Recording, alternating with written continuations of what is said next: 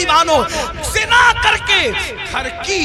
برکت کو ختم کر کے صرف تعویذات کے سہارے اور اللہ اکبر بزرگوں کی دعاؤں کے سہارے گھر میں برکت کے متلاشی ہو، واللہ اللہ نہ چاہے تو پھر گھر میں کوئی برکت نہیں لا سکتا۔ ہم لوگ اہل توحید ہیں، اہل سنت صوفیہ کے ماننے والے ہیں، ہمارا عقیدہ یہ ہے خیر ہی و شر ہی من اللہ تعالی، ہر خیر و شر اللہ کی طرف سے ہے۔ لیکن اللہ اکبر، اب سنو، غور سے سنو، میرے اور تمہارے آقا فرماتے ہیں، حضرت مالک کہیں گے آگ کی سلاخیں آنکھوں میں پھیر دو، آگ کی جہنم کی آگ کی سلاخیں آنکھوں میں پھیر دو۔ جب آنکھوں میں پھرے گی وہ کمزور آنکھیں، وہ ننھی ننھی آنکھیں جس میں اگر ایک چھوٹا سا تنکا جائے، تنکا تو آدمی برداشت نہیں، پیاس کے ننھے سے ذرات جائے تو برداشت نہیں کرتا، حتیٰ کہ نیم کا ٹھنڈا سرما لگے تو آنسو ٹپ ٹپ نکلتے، نیم کا سرما جو آنکھ برداشت نہ کر سکے، جب زنا کی وجہ سے اور حرام دیکھنے کی وجہ سے ان آنکھوں میں آگ کی سلاخیں ڈالی جائے گی، کیا بنے گا ان آنکھوں کا؟ اور جب فرشتے آگ کی سلاخیں اس آنکھ میں پھیریں گے تب وہ انسان ان فرشتوں سے کہیں گے ہم پہ رحم تو کرو نا، ہم قابل رحم ہیں، ہم پہ رحم کرو، ایک لمحے کے لیے رحم کرو۔ وہ کہیں گے ظالم،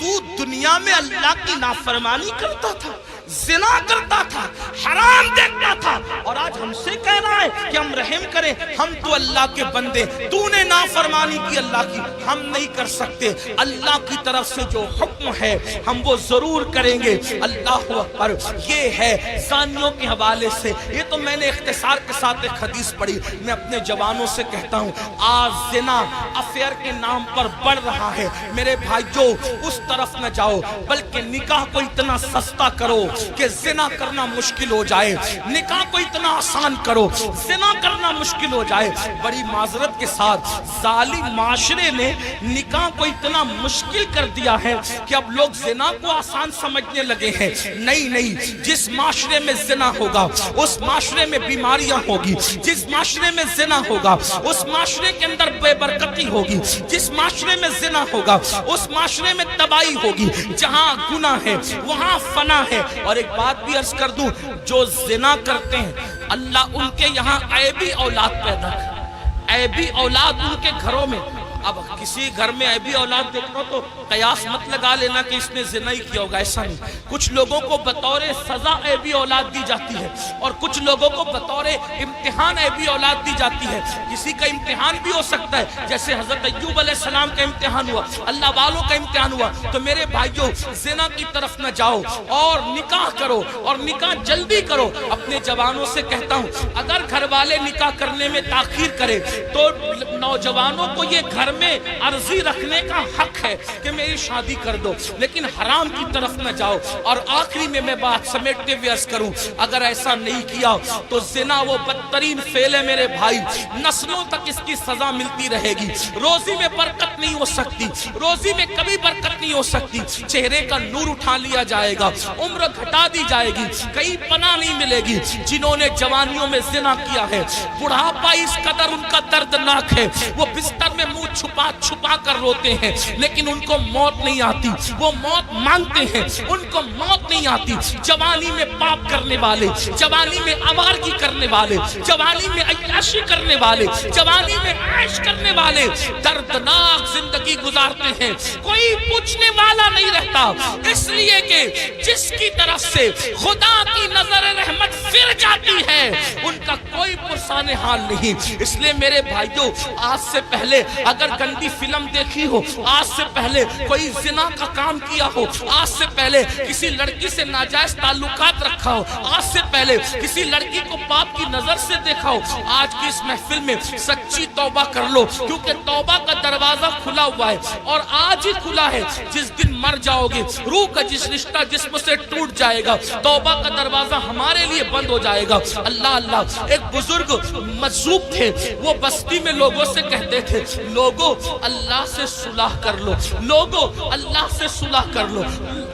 لوگوں اللہ سے صلح کر لو، بستی میں کہتے پھرتے تھے، لیکن اللہ والوں کی بات پہ کون توجہ کرتا ہے؟ اور جب قبرستان میں دیکھا گیا تو قبرستان میں کہتے تھے اے اللہ ان سے صلح کر لے، اے اللہ ان سے صلح کر لے، اے اللہ ان سے صلح کر لے۔ تو لوگوں نے کہا بابا بات بستی بدلتی ہے، بات بدلتی ہے، آپ بستی میں کہہ رہے تھے کہ لوگوں اللہ سے صلح کر لو اور قبرستان میں کہتے ہو اللہ ان سے صلح کر لے، جملہ کیوں بدل گیا قبرستان میں؟ بزرگ فرماتے ہیں بابا بات یہ ہے کہ جب انسان زندہ تھا تو اللہ اس سے صلح کرنا چاہتا تھا، اللہ اس سے صلح کرنے کے لیے تیار تھا، اسی لیے کہہ رہا تھا اللہ سے صلح کر لو۔ اللہ بندے کو، زندہ بندے کو روزانہ پکار کر کہتا ہے، رات کے آخری حصے میں اللہ کہتا ہے اے میرے بندو، رات کے پاپیوں، رات کے مجرموں، آؤ صبح پھوٹنے سے پہلے توبہ کر لو تاکہ اپنے دامن کرم میں، دامن رحمت میں تمہیں چھپا لوں، جگہ دے دوں۔ اللہ ہر رات پہلے آسمان پر تجلی کرتا ہے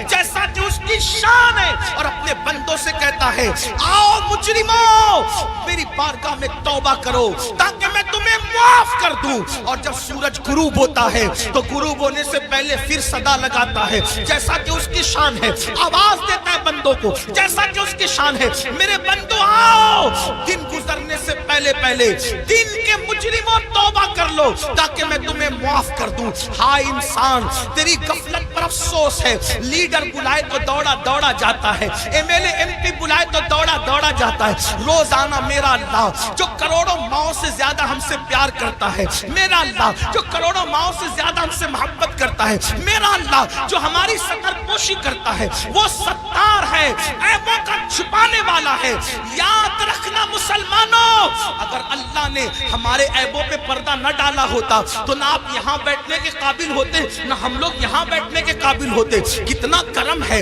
گناہ کرتے ہیں، عیبوں پہ پردہ ڈالتا ہے۔ ارے بیوی اتنی محبت کرتی ہے لیکن ہمارے عیب دیکھتی ہے تو اپنے میکے میں جا کر بیان کرتی ہے، امی اتنا پیار کرتی ہے، ہمارے عیب دیکھتی ہے تو ابو کو بیان کرتی ہے، ابو اتنا پیار کرتے ہیں، ہمارے عیب دیکھتے ہیں تو امی کو بیان کرتے ہیں، بھائی لوگ اتنا پیار کرتے ہیں، ہمارے عیب دیکھتے ہیں تو بھائیوں کو بیان کرتے ہیں۔ کتنا میرا مولا پیارا ہے، کیسا کرم کرنے والا ہے۔ اتنے ہم جرائم کریں، اتنے گناہ کریں، پردے پہ پردے ڈالتا ہے، پردے پہ پردے ڈالتا ہے، پردے پہ پردے ڈالتا ہے۔ اللہ کے بندو سب کی محبتوں کا خیال کیا، ذرا رب کی محبت کا بھی تو خیال کرو۔ جو بات آخری عرض کرنے چلا تھا، ایک حدیث پڑھنے چلا تھا، آؤ میرے اللہ کی کے فرمان پر عمل کرو۔ آج سے پہلے جو ہوا سو ہوا، آج سچی توبہ کر لو، اپنے آپ کو بدل دو، زندگی میں تبدیلی پیدا کر لو، زندگی میں انقلاب پیدا کر لو۔ پتہ ہے اللہ نے کیسے کیسوں کو معاف کیا؟ بس یہ روایت پڑھ کے بات ختم کروں گا تاکہ میرا جوان